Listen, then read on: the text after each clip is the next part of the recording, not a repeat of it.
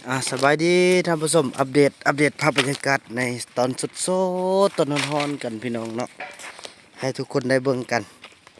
โอ้ยพี่น้องวันนี้มีลูกสาวมุกแล้วก็แม่ท้าวมิตรเฮามาเห็นเพิ่นได้มาจ๊ะเอ้ยว้าได้มีหยังมาลูกฮ้อนบ่เอาแม่นกไปเวียกบ่ดึงอันพาสติกไปไปเก็บผักมื้อนี้ก็มาแหละโอ้ได้มีหยังมานี่น่ะ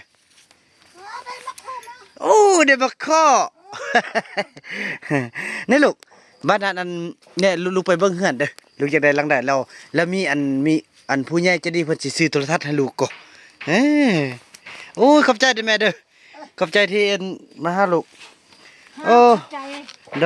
ยเบิ่งมาคอเป็นจังได๋เน้อพี่น้องเบิ่งเบิ่งดูเอ้นี่อันนี้โอ้หน่วยบักใหญ่ๆอ๋อบักแม่อยากได้คุยุทะยุโอ้มื้ออื่นไปซื้อบ่มือจะไปซื้อเอาเนาะลูกไปซื้อลูกอันนี้ตรงนี้บ่โอ้ยลูกสาวมุกก็มีโอ้ลูกสาวมุกอยากได้หยังนี่น่ะ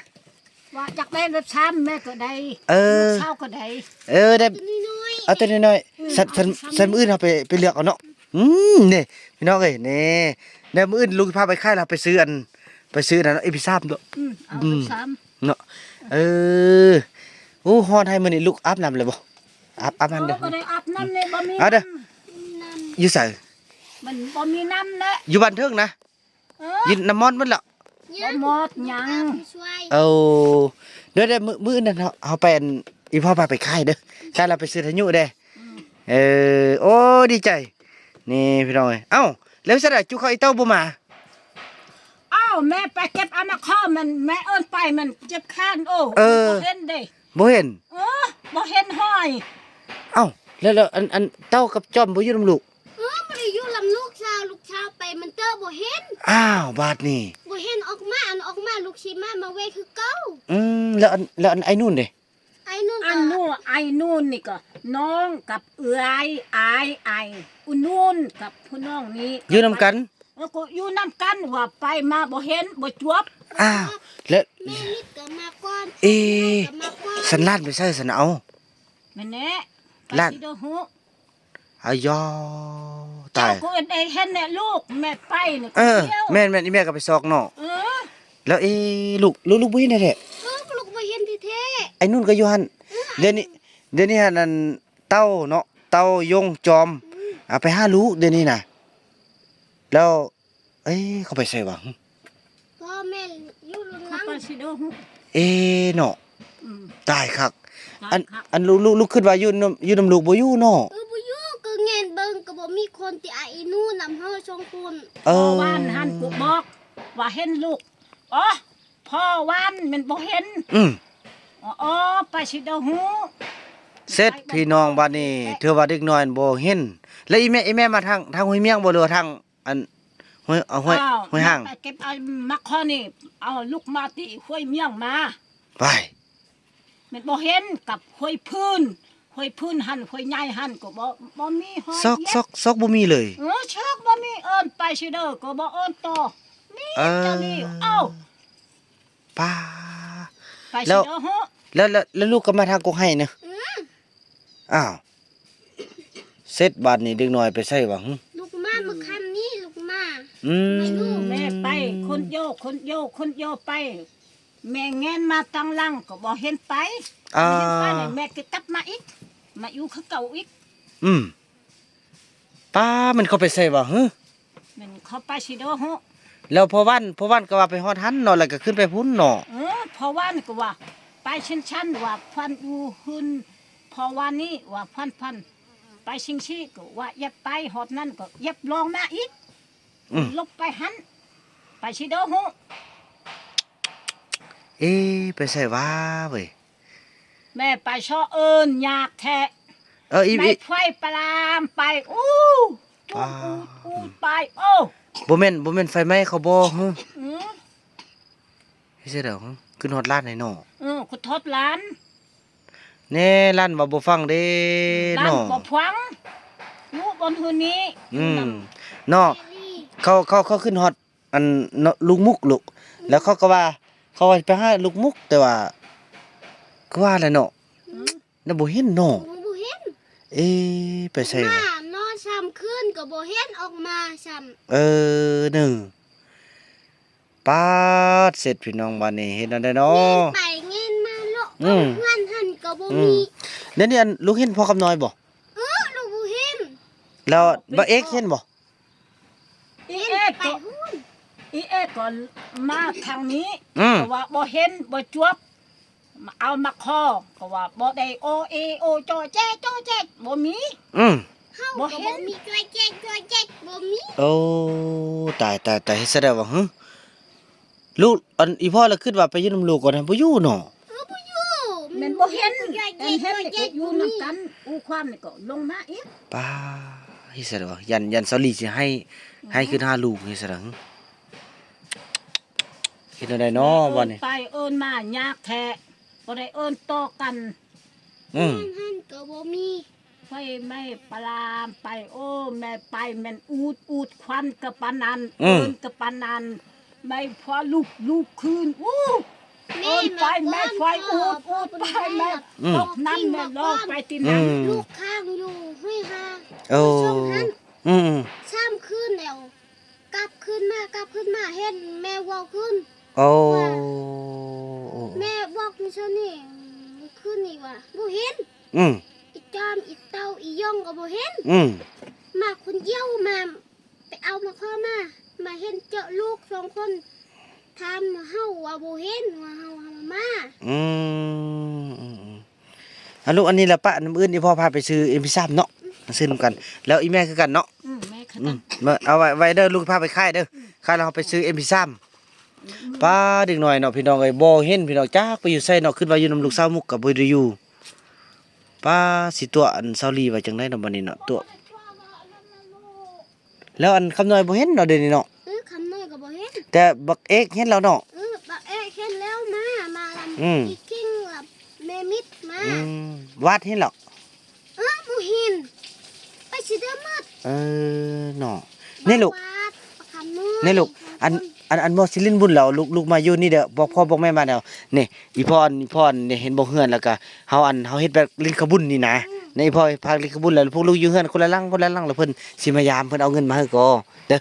อบ่แม่นเฮามีพร้อมอยู่คนละแน่อันนี้เริ่มบ่สูบยาแล้วก็เริ่มแข็งๆแล้วเด้เนี่ยเริ่มมีซี่มีสั้นแล้วแน่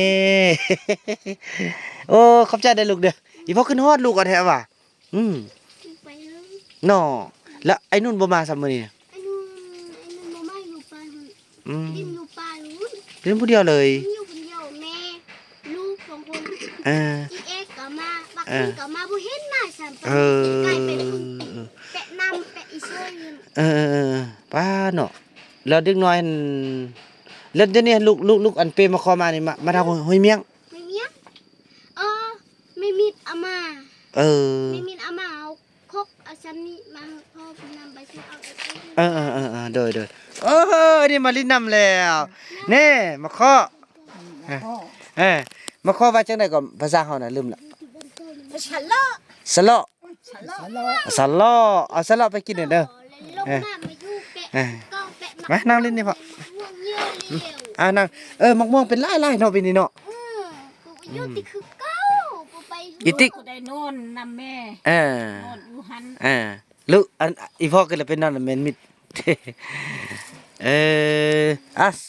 นั่งเอาอันนั้นเอาสะทงไปหาเอาสะเลาะไปกินเด้อสะเลาะเป็นผู้ชายเนาะผู้หญิงว่าจังไหนผู้หญิง แยก ผู้หญิงล่ะกอกแยก กอกแยก กอกแยก ผู้ชายละสะเลาะ ผู้ชายล่ะชะลอ สะเลาะกอกแยกเอาสะเลาะไปกินเด้อ ชะลอ สะเลาะ แม่อย่าลืมเด้อตื่มจังน้อยเขาสิลินขบุญอยู่เทิงหันแล้วมานำกันทุกคนเด้อพ่ออีคิงมาบ่ ก็มา อืม หน้ามันแปะพุ่น อืม แปะนั้น แล้วมื้ออื่นวันที่5มื้ออื่นเฮาไปซื้ออันไปค่ายสะเลาะไปค่ายกอกแยงเนาะ กอกแยก กอกแยก กอกแยก ไปค่ายกอกแยกเราไปซื้อ MP3 เนาะลูกเนาะไปชื่อชกช้ อยู่พ่อพาไปซื้อเรา MP3 ตัวน้อยจำนี่น่ะนี่แล้วตึมจังน้อยเรา อันเฮ็ดเฮือนแล้วลูกก็ไปเลือกเอาเด้อเลือกเอาแล้วอีลูกมักลังได้แล้วอีพอสิซื้ออันโทรทัศน์เยอะๆกระตุ้นตัวเนี้ยก็เฮาเบิ่งเพาะไกลขึ้นน่ะนะเพาะเบิ่งตัวช้างหั่นนะตัวลิงเออป้าบ่เห็น ไปอาบแม่ฮ้อนนะ บ่เห็นแท้ๆบ่เด็กน้อยน่ะ3คนน่ะ บ่เห็นแท้ เสร็จบัดนี้ไปใส่หวัง ไปชนะหู ยันไปลงกันไล่ย่าแล้วลูกมาทางกกให้บ่ ๆหืม แล้วบ่เห็นห้อยเขาขุดกินเพื่อกินมันได้เนาะ เขาบ่เห็นให้ขุดบ่มี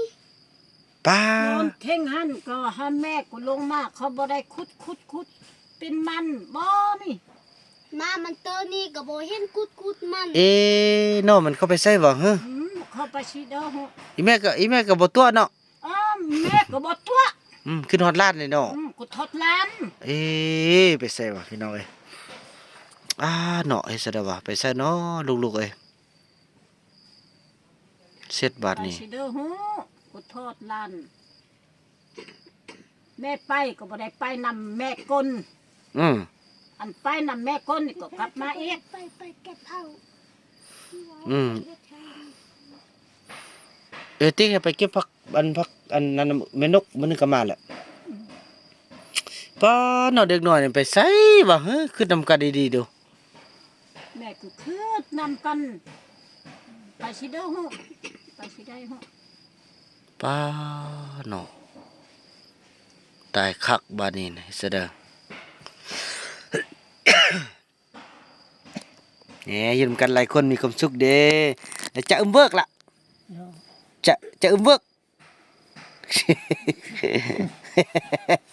ขอบใจเด้อพอที่มาอยู่นำลูกนำหลานพอเอ้ยไม่ต้องมีบ่ได้สูบยาแล้วติว่าสิเอาไปห้องหมอคือว่าแข็งๆแล้ว เป็นน้ำซุปยาไล่สิแหละแล้วพ่อบุญไทยอยู่บ้านถึงบ่ อ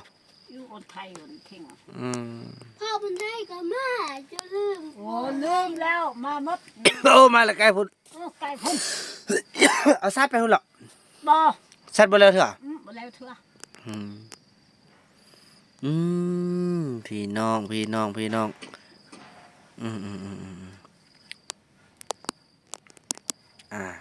แล้วเขาพ่อบุญไทยบ่ได้มาขอสำนึกสลอน่ะ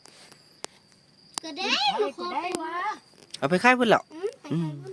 ยังคือห่อไปขายเอาอิมิซาบเอาเนาะโอ้แบตสิหมดแล้วพี่น้องเอ้ย